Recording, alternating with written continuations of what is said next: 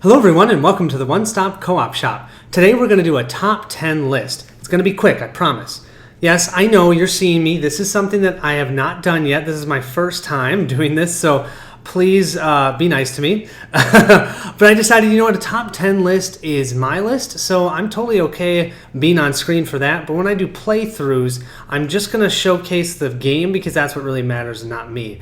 But for the top 10, since it's my top 10, I thought, well, kind of makes sense to have you guys see who I am so you know where it's coming from. So this is going to be quick, way faster than my top 30. I'm not going to open up each game.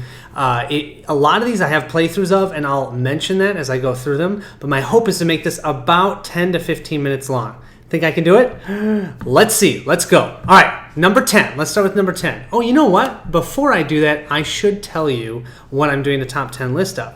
Well, Lucas was the first one who sent me a note saying he'd like to see more top 10 lists. And his first one that he wanted to see was top 10 co-op games with the smallest footprint. So that's what I think I'm going to do. So we're going to look at games that have the smallest footprint on your table and are co-op. So I am looking specifically at co-op, not solo. All of these I think can be played solo if I can think. Yeah, I think all of them can be played solo. It's just that they're co-op games first. So you won't see any solo-only games in this list.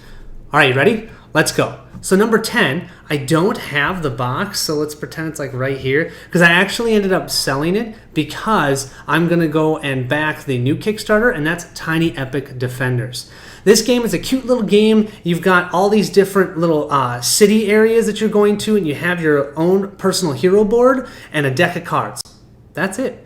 There are a couple tokens here and there, but really all you're going to be doing is trying to prevent disasters and move around these different places. But none of these do you have to worry about being too large. They're all pretty small, and I think there's 5 of them in total. Yeah, I think 5 sounds right. So they're not very big. Your hero board is tiny, and you have one deck of cards. And the cool thing about the deck of cards is after you go through these, you're going to have variable turn order too, which is cool. But each time you go through these, you're going to add a couple more cards into that deck, and it's become more and more evil that's going to happen and start attacking different parts of the land. And you have to go around and prevent them. But anyways, that's how the game plays. It is small. That's my number 10.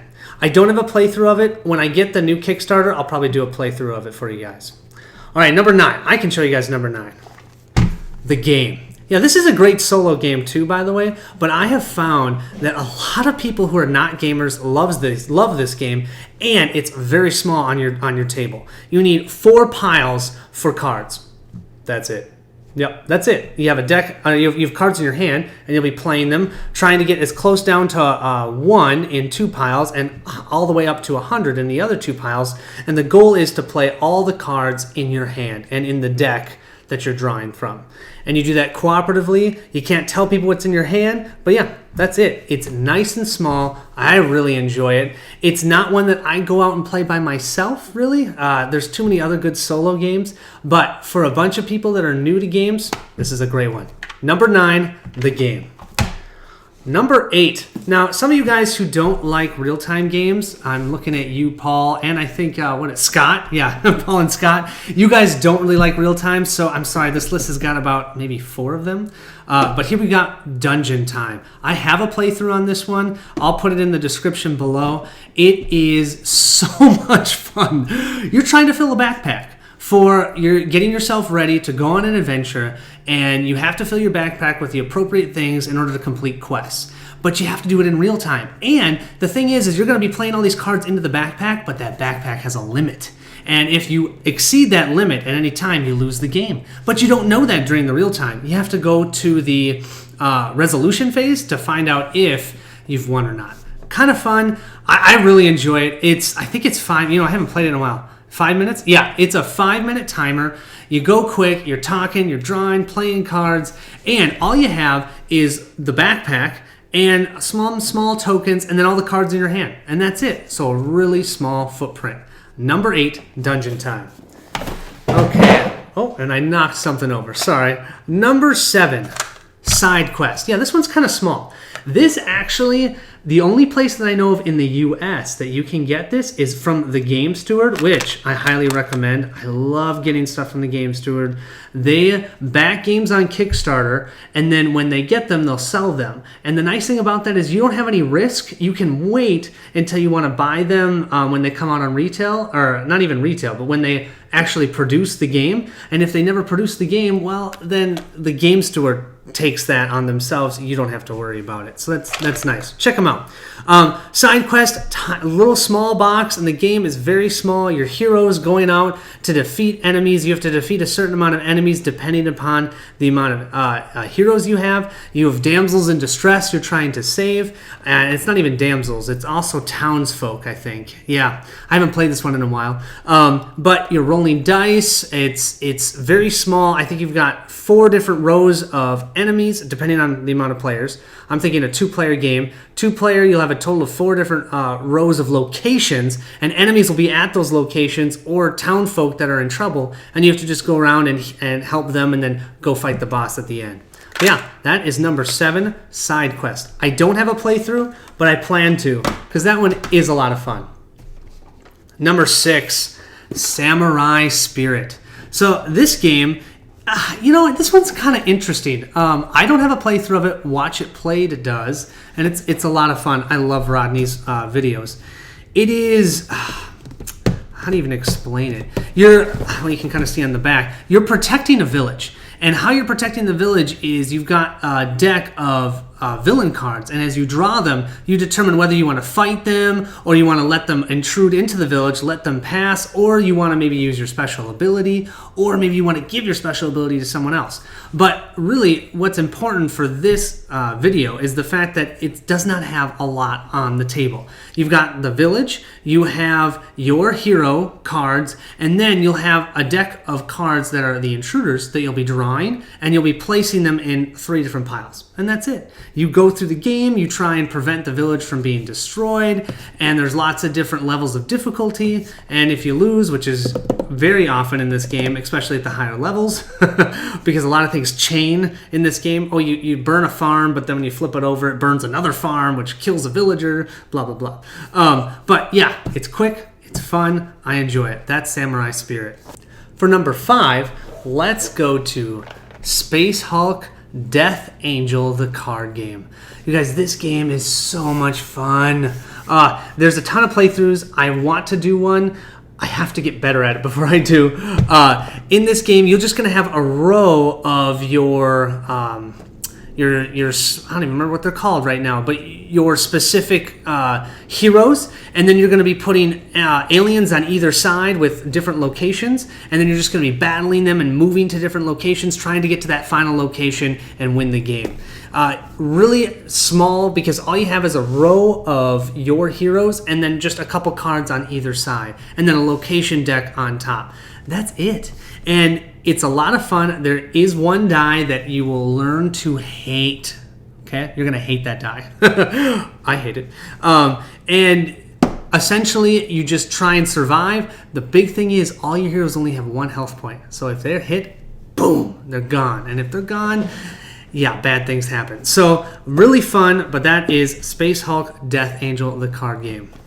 All right, next we have 5-Minute Dungeon. Yes, another real-time game. This game, all you have is your player board, your own deck of cards, which actually goes on the player board, and then your discard pile, which is on your player board, and then 1 spot for the dungeon cards, and that's it. And so then you've got your app to play the game. It takes 5 minutes, and you're furiously playing cards and moving them across the table and talking with people and getting all worried about the time. And oh gosh, so much fun. I love this game. I have playthroughs out there of 2-player and 4-player. There is no solo on this. I was bummed about that. I was hoping they'd come out with one, but they do have a 2-player and 2-player, 3-player, 4-player, and 5-player. I want to play 5-player. I still haven't tried that. I think 5 players would be awesome. But yeah, that's 5-Minute Dungeon. Next, number 3, Lost Expeditions. This one is really new, and I just started playing this, and oh my gosh, this is fun and hard. This one I'm kind of cheating a little bit, because If you have played this or you know anything about this game, it's got a map of cards that kind of lay out and take a lot of space on the table. But what you can do, and what I've done, is I've just stacked the cards one on top of the other. And then as you explore through the map, you just take that card off. And that will make this game really, really, really compact on your table. You are going to have to lay cards down from your hand to kind of make a timeline of what you're going to have to traverse through. But once again, that's maybe just one line of cards, and that's it. It's a lot of fun. It's really hard to win. I still haven't won. I've only played it 3 times, and I've only played solo. I really want to try a co-op game to see what it's like. But yeah, that's The Lost Expedition. Number 2, Fuse. You guys, what can I say about Fuse? I love Fuse so much. I would say Flatline I actually do like better, but for being small at the table, Fuse. Okay, you've got one deck for your bombs with 4 laid out on the table, and then each person has their own bombs that they're trying to defuse. That's it. Really small on the table. Lots of fun. 10 minutes. Crazy, crazy fun. I still pick this up. This is my most played game so far with 44 plays. Yeah. It took us 41 of those plays to finally beat Insane, but we have beaten Insane, okay? And then, yeah, after you beat Insane, you kind of need a break from it, and that's where Flatline came in. So, but yeah, number 2, Fuse. Number 1, unfortunately, I gave it to one of my friends to use, and they still have it, so I don't have my copy, but maybe I'll get a picture of it somewhere around here, but it is One Deck Dungeon. How do you get much better than One Deck Dungeon, okay? 2-player game only, or 1-player, but for co-op, it's only 2-player. Unless you get 2 copies, you can play 4-player. The game, though, all you have is your deck of dungeon cards, and you'll lay them out for 4 doors, and then you're going to have your own personal hero, and then 1 reference sheet, which also will be used for potions and whatnot. And oh yeah, and the leveling up card. But that's it. Really compact, very small. I have a playthrough of that one. Oh, I should have said I had a playthrough of Fuse too. Sorry. And all the playthroughs I will put down in the link below, so you can always click those, or the description below, and you can click on those links if you want to see them.